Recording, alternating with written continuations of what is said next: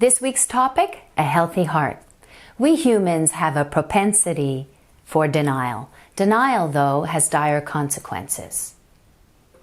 Don't stick your head in the sand. This is serious. Take heart in your heart health. Your loved ones will be grateful you did. Coronary heart disease is one of the leading causes of death in North America. Coronary heart disease, or CAD, causes atherosclerosis, which is a narrowing of the coronary arteries due to fatty deposits called plaque. This narrowing slows the flow of blood, which is carrying the nutrients and oxygen to the heart, which your heart needs. Also, this blockage causes chest pain or angina, which can lead to heart attacks.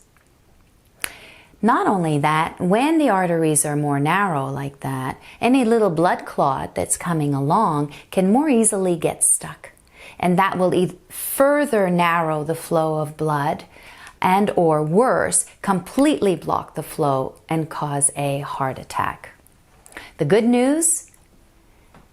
Healthy lifestyle changes, the integrated ones, can prevent up to 80% your risks of getting heart disease. That's amazing. And the good news is coronary heart disease is the most preventable type. Men and women are both at risk for heart disease, but what you probably don't know is that once women have gone through menopause, they're 4 times at risk. So outsmart yourself and take preventive action now. Here are some habits you could work on to keep your heart healthy. The number one and most important thing that you can do for your heart health is to quit smoking. Smoking accelerates the buildup of plaque in your arteries and robs your heart of oxygen. Others have managed to quit, so can you.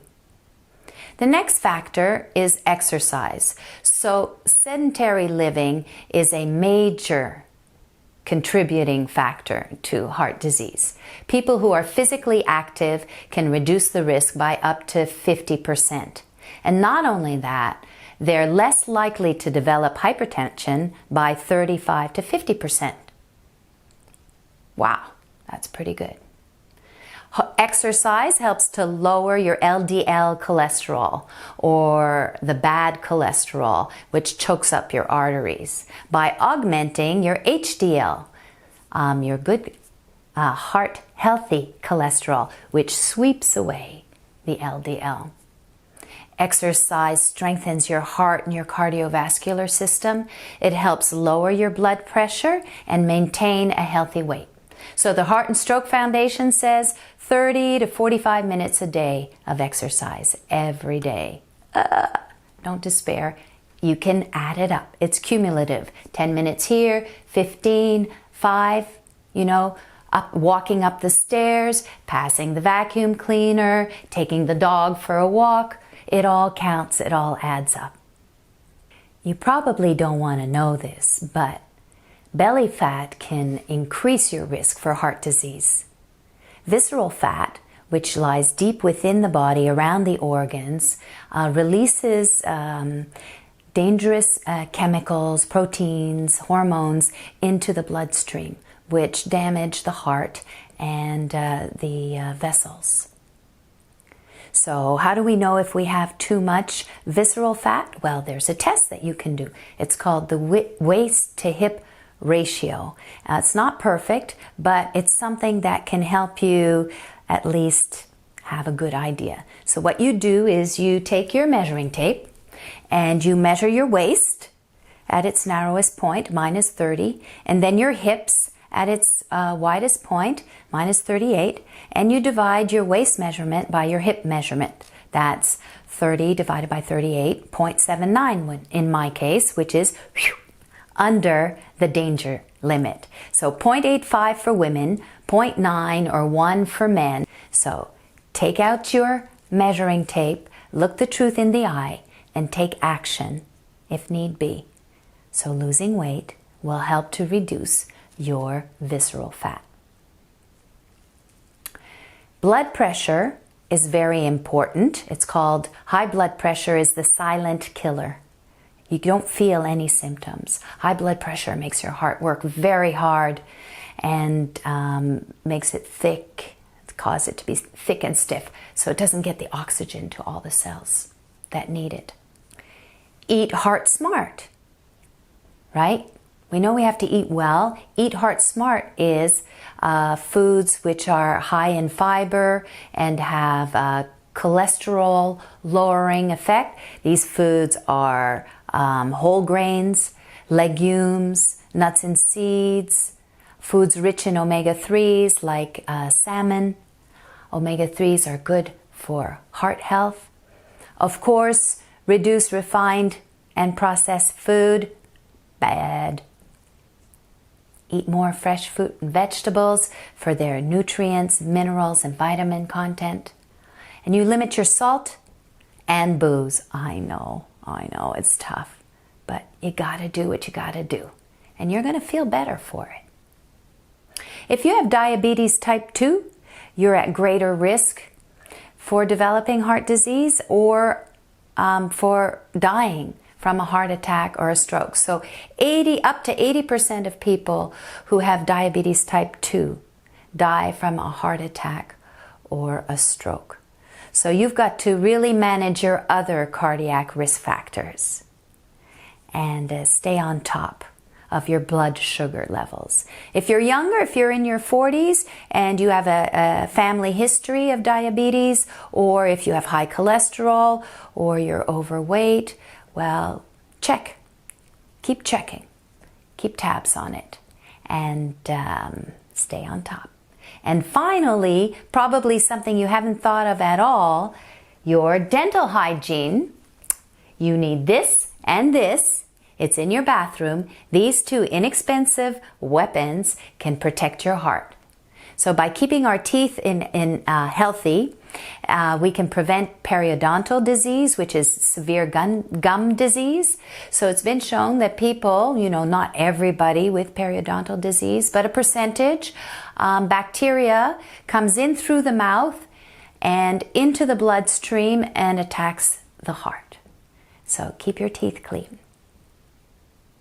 You've got many things now that you can work on to keep your heart healthy. So you go ahead and do that. My healthy heart tip to you, open your heart to laughter, to love, to life. Boom, boom. Take care of yourself.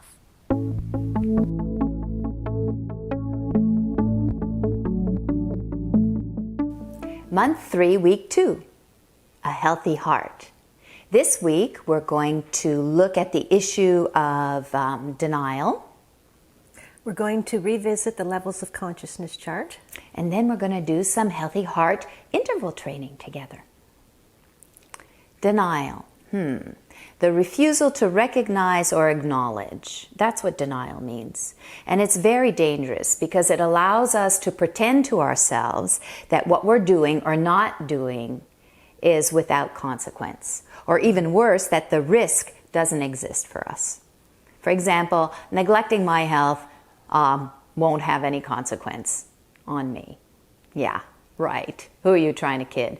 But a lot of people are kidding themselves, and that's what's so dangerous about denial. It has that ability to put you into a headspace where you become totally unconscious, even if you know you can't register it. That's why denial is so dangerous. So yeah, if you sit all day long, maybe not when you're 15, but as you get older and older, you're going to have an accumulative effect of your bad choices. So that's why so many people have heart attacks in their 50s, not because all of a sudden they stopped doing good things, or it's because all along they weren't making good choices. So denial blocks your personal growth and your potential for change. And if we don't address denial, we'll probably end up with regrets, which makes me think of regret number 1 from the top 5 regrets of the dying. Regret number 1, Eleanor? is I wished I'd had the courage to live a life true to myself, not the life others expected of me. So most people had not honored even a half of their dreams and had to die knowing that it was due to the choices they had made or not made. So health brings a freedom very few realize until they no longer have it. Yeah, health brings a freedom very few realize until they no longer have it. So don't be one of those who get caught. So our affirmation for this week is, I'm adding healthy years to my life by exercising daily. And by exercising daily here, we don't mean you have to go to the gym. We mean walking to the mailbox, get your mail, or to take the steps, or when you're doing your house cleaning. It means be active, get moving every day. So let's look at question number 1 in your journal. So how did you do with your physical activity challenge this week? Did you do it? How did you feel about it? Are you learning to be more kind with yourself when you don't succeed as you would like? Or are you in denial about how you feel or your level of commitment? So just take a moment, answer the question, and feel free to press pause and answer the question and then come right back to us. If you recall, in our levels of consciousness chart, month 2, week 3, different emotions carry different vibrations. For example, guilt, apathy, pride, they're lower vibrations. Versus courage, willingness, acceptance, they're higher vibrations. And you can see that the lower vibrations, they have the word force next to it. It means that when you're in these lower vibrations, it's more effortful, it's more difficult to live your life and to handle anything. It's thicker, it's more dense. But as you move up the grid, you become lighter and more empowered to live the life you want. And the key is with greater ease. Yes, and all you have to do is decide. Make the choice, follow the program. Yeah. It's a really, it's a beautiful program that's been laid out so nicely and easy to follow. And each month you get to integrate just a little bit more each month. Yeah, so decide to do it. Yeah. Look back on your tracking sheets from the last 9 weeks. Look the truth in the eye. Share with your accountability buddy. Reaffirm your intention to create a morning routine so you can benefit from the amazing results which await you. Would you like to do some healthy heart moving? That's what we're going to do next. So we're going to do heart healthy interval, which means you rev it up, you get your heart beating, and then you rest and you wait for your heart to recuperate. So we're going to do a simple movement. It's like this. So Eleanor, or like this, like that. And the higher you lift your knees, you could also do it with a little jump. Okay, that'll bring your heart rate up. So let's do it together for 30 seconds.